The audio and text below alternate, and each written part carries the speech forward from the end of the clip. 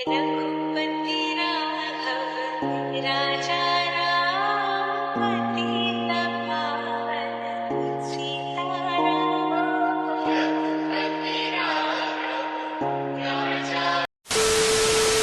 Hello guys, welcome back to my channel. তো অনেক দিন পরে আজকে একটা নতুন ভিডিও নিয়ে এসেছি। অনেক দিন ধরে ভিডিও করা হয় না, আর আজকে ভিডিও করার কারণ হলো আজকে হলো একটা ঐতিহাসিক দিন। ট্রেনের আওয়াজ কত! তো আজকে হলো 22শে জানুয়ারি, আর 22শে জানুয়ারি মানে তোমরা বুঝতেই পারছো আজকে হলো রাম মন্দিরের উদ্বোধন আর রামলীলার প্রাণ প্রতিষ্ঠা। তো সেই উদ্দেশ্যে আজকে ভিডিওটা করা। দীর্ঘ প্রায় 500 বছর নিজের অধিকারের দাবি করে, বলতে পারো এক কথায় যুদ্ধ করে, শেষমেশ যুদ্ধে জয় করার পর আজ 22শে জানুয়ারি মন্দিরের উদ্বোধন হবে এবং রামলালার প্রাণ প্রতিষ্ঠা হবে, মানে রাম তার বাসায় ফিরবে। আমি আছি এখন হলো আমাদের স্টেশনের এখানে, আর অনেক দিন ধরে ভিডিও করে না, এর জন্য একটু নার্ভাস লাগছে ভিডিও করতে গিয়ে। তো যাই হোক, তো আমি এখন অযোধ্যায় তো যেতে পারিনি, কিন্তু আমাদের এখানে মানে আমি যে রাস্তাতে বাড়িতে যাব, তো সেইখানে একটা রাম মন্দিরের যে সৌন্দর্য সেটা প্যান্ডেলের মাধ্যমে ফুটিয়ে তুলেছে সকলে। তো সেটাই ভাবলাম তোমাদের সাথে শেয়ার করব। তো চলো দেরি না করে যাওয়া যাক। তো গ্যারেজ থেকে গাড়ি নিয়ে বেরিয়ে পড়েছি মন্দিরের উদ্দেশ্যে।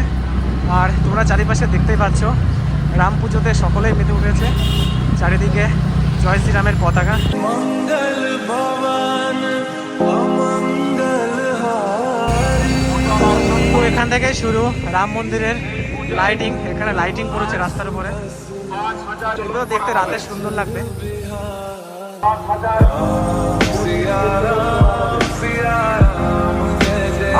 তো এখনো অবধি পুজো মণ্ডপে পৌঁছানোর আগেই জানতে পারলাম যে এখানে একটা আকর্ষণীয় জিনিস হবে। সেটি হলো এখানে 5000 প্রদীপ একসঙ্গে জ্বালানো হবে, যেটি দেখতে সত্যি খুবই অসাধারণ লাগবে, আর যেটা আমাদের প্রধানমন্ত্রী শ্রী নরেন্দ্র মোদিও করতে বলেছে আমাদের সকলকে। তো এই চলে এসেছি আমরা রাম মন্দিরের সামনে। তো অযোধ্যাতেও যেরকম প্রচুর লোকের সমাগম, তেমনটাই এখানেও অনেক লোকের সমাগম তোমরা দেখতেই পাচ্ছ। আর এদিকে রাতে যত সম্ভব কোনো অনুষ্ঠান হবে। চলো এবার ভিতরে গিয়ে।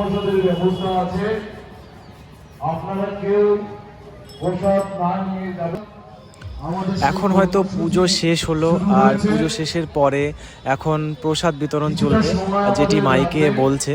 যাই হোক, ভালো সময় এসেছি, পুজোর প্রসাদটা পাবো আর কি। আর এখানে একটা স্ক্রিন করা হয়েছে বড়, তো এখানে রাম মন্দিরের যে উদ্বোধন এবং রামের প্রাণ প্রতিষ্ঠা, তো সেটা এখানে যত সম্ভব দেখানো হচ্ছিল স্ক্রিনে। আজ আমাদের সেই অপেক্ষার অবসান হলো।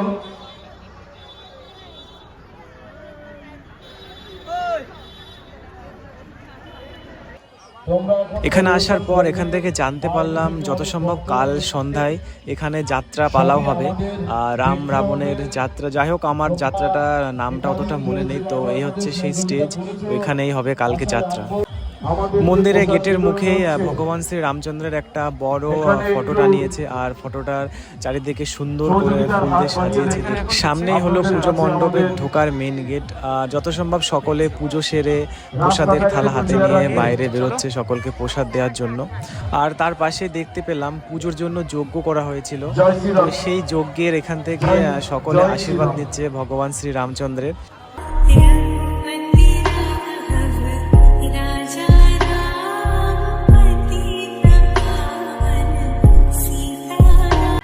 আর একটা জিনিস এখানে খেয়াল করলাম, আমরা যখন সরস্বতী পুজো করি, সরস্বতী পুজোর যজ্ঞ থেকে যে কালী হয় সেই কালী আমরা কপালে নিই। তো এখানেও এসে একই রকমভাবে অনেকে কালী কপালে নিচ্ছে, আর অনেকে মাথায় আশীর্বাদ হিসেবেও নিচ্ছে।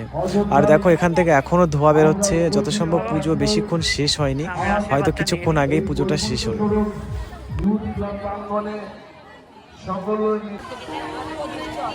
এই মন্দির উদ্বোধনের আনন্দ আমরা সকলে মিলে ভাগ করে আপনার জীবনে প্রবেশ করুন। শ্রীরাম, জয় শ্রীরাম।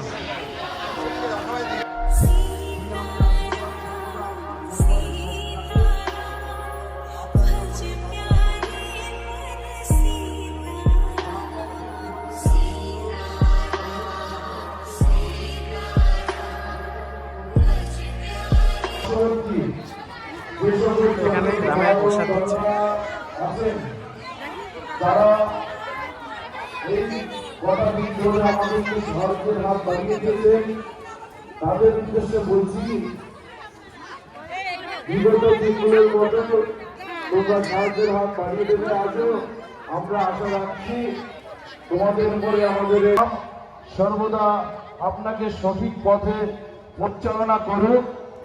রাম মন্দিরের উজ্জ্বলতা এবং মন্দিরের প্রতিধ্বনি আপনার জীবনকে সুখ এবং তৃপ্তিতে ভরিয়ে তুলুক।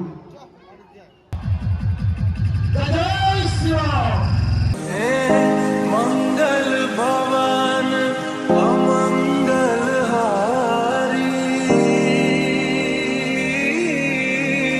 प्रभु सुदशरथ अजर बिहारी राम सिया राम जय जय राम। এই পুজোর যে বিশেষ আকর্ষণ 5000 প্রদীপ জ্বালানো, সেই প্রদীপ জ্বালানোর পর্বটা ইতিমধ্যে শুরু হয়েছে। এই যে সুতো দিয়ে ঘেরা এই জায়গাটির মধ্যেই সুন্দর করে এই 5000 প্রদীপ সাজানো হবে, আর ইতিমধ্যে সাজানো শুরু করে দিয়েছে। জানি না তোমাদের শেষ অবধি দেখাতে পারবো কিনা, কারণ সন্ধ্যা লেগে গেছে, আমি সেই সকালে বেরিয়েছি। জানি না শেষ অবধি থাকতে পারবো কিনা, যদি থাকতে পারি অবশ্যই তোমাদেরকে দেখাবো এই সুন্দর মুহূর্তটি। राम सिया राम जय जय राम। राम सिया राम जय जय राम। তো এই ছিল রাম মন্দিরের ভিডিও, খুবই সংক্ষেপে দেখালাম তোমাদেরকে। ওখানে সন্ধ্যার পরে আমি থাকা অবস্থাতেই 5000 যে প্রদীপ আমাদের প্রধানমন্ত্রী এমনি বাড়িতে তো যত সম্ভব 5টা করে জ্বালাতে বলেছিল, কিন্তু এখানে যেহেতু এনারা অনেক বড় করে প্যান্ডেল করে পুজো করছে, এর জন্য 5000 প্রদীপ জ্বালানোর জন্য আর কি সব কিছু সাজাচ্ছিল। তো এটা তো একটা দুটো প্রদীপ নয়, 5000 প্রদীপ, তো এটা সাজাতে অনেকটাই সময় লাগতো। তো এটা দেখতে গেলে প্রায় সন্ধ্যা রাত হয়ে যেত, তো এর জন্য আর ওয়েট করতে পারিনি। তবু অনেকক্ষণ আধা ঘন্টার মতো ওয়েট করেছিলাম যে এটার ভিডিও করে তোমাদেরকে দেখাবো, কিন্তু সেটা সম্ভব হয়নি। আর বাধ্যতামূলক আমাকে বাড়িতে চলে আসতে হলো, রাতও হয়ে গেছিলো। আর যেহেতু আমি সেই সকালে বেরিয়েছি, অনেকটা দেরি হয়ে গেছে, তো এর জন্য আর বেশিক্ষণ ওয়েট করলাম না। আর আজকে যে লাস্টের এই ভিডিওটা করছি, এটা রাত হয়ে গেছিলো বলে আগের দিন এর জন্য করতে পারিনি, পরের দিন ভিডিওটা করছি। তো ভিডিওটা আপলোড করতে এর জন্য হয়তো 2 দিন দেরি হতে পারে। আর সত্যি কথা বলতে কালকের দিনটা একটা ঐতিহাসিক দিন হয়ে থেকে যাবে, ইতিহাসের পাতাও লেখাও থাকবে। কারণ 500 বছরও যেটা সম্ভব হয়নি, সেটা 2024 সালের 22শে জানুয়ারি এসে সম্ভব হলো 500 বছর পর। তো এটা একটা অনেক আনন্দ এবং খুশির দিন আমাদের 22শে জানুয়ারি। তো তার জন্য আমরা প্রতিটা বছর 22শে জানুয়ারি একটা দীপাবলি হিসেবেই পালন করব আমরা।